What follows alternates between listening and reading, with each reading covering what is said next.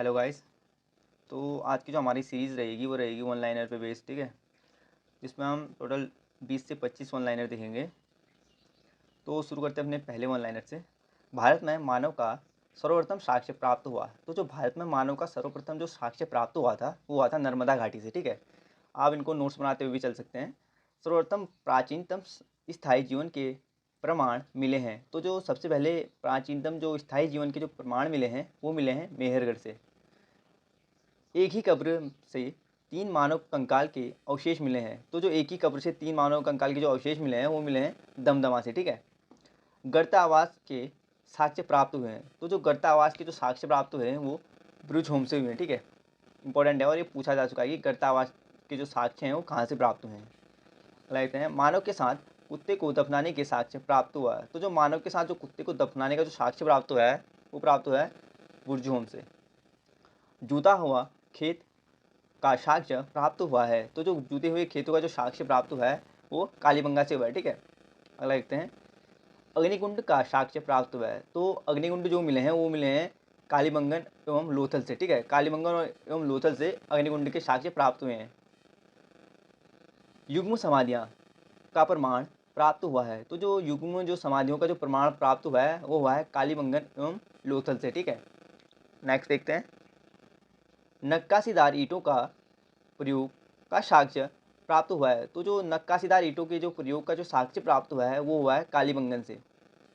नर्तक की काष्य मूर्ति का साक्ष्य प्राप्त हुआ है। इंपॉर्टेंट है, ठीक है। तो जो ये नर्तक की जो काष्य मूर्ति का जो साक्ष्य प्राप्त हुआ है ये इंपॉर्टेंट है। तो ये हुआ है मोहनजोदड़ो से, ठीक है। क्या लिखते हैं शवों के दफनाने की प्रथा का प्रचलन था। तो जो शवों को जो दफनाने का जो प्रथा थी उसका जो प्रचलन था वो था हड़प्पा से में, ठीक है। हड़प्पा में ये प्रचलन था कि शवों को दफनाया जाता था।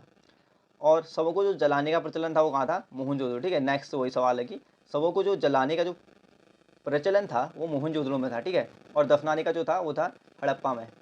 नेक्स्ट देखते हैं 3 मुख वाले देवता की मूर्ति प्राप्त हुई है। तो जो 3 मुख वाले जो देवता की मूर्ति प्राप्त हुई है वो हुई है मोहनजोदड़ो से। मिट्टी द्वारा निर्मित हल का साक्ष्य प्राप्त हुआ है। तो इंपॉर्टेंट है, ठीक है। मिट्टी द्वारा निर्मित जो हल का साक्ष्य प्राप्त हुआ है वो बनवाली से हुआ है। ऐसे याद कर सकते हैं कि मिट्टी का हल बनवाया था, ठीक है। ऐसे याद कर सकते हैं कि मिट्टी का हल कहाँ से मिला था, बनवाली से, यानी मिट्टी का हल बनवाया था। अगला देखते हैं उन्नत जल प्रबंधन का साक्ष्य प्राप्त हुआ है। तो उन्नत जल प्रबंधन का जो साक्ष्य प्राप्त हुआ है वो हुआ है धौलावीरा से। शैलकृत स्थापत्य के प्राचीनतम प्रमाण प्राप्त हुए हैं। तो जो शैलकृत स्थापत्य के जो प्राचीनतम प्रमाण प्राप्त हुए हैं वो हुए हैं धौलावीरा से। वैसा हड़प्पाकालीन स्थल जो 3 भागों में विभक्त था। इंपॉर्टेंट है, ठीक है।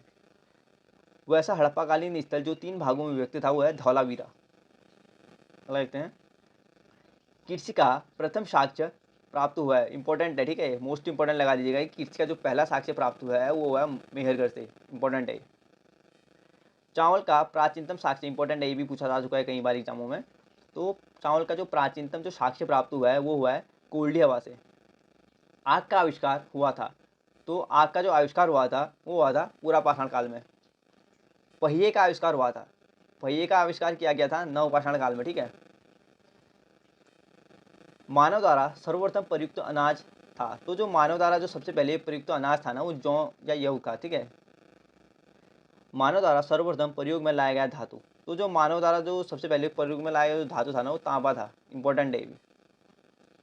राष्ट्रीय मानव संग्रहालय स्थित है। तो जो राष्ट्रीय मानव संग्रहालय स्थित है वो भोपाल में स्थित है।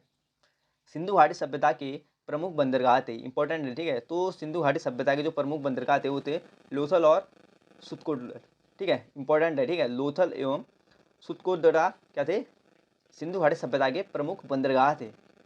हड़प्पा एवं मोहनजोदड़ो को संयुक्त या जुड़वा राजधानी कहा। तो जो हड़प्पा और मोहनजोदड़ो को संयुक्त या जुड़वा राजधानी जो कहा था वो कहा था पिथगढ़ ने। इंपॉर्टेंट है। वीडियो पसंद आया तो वीडियो को लाइक करें, कमेंट करें, चैनल को सब्सक्राइब करें। Thank you.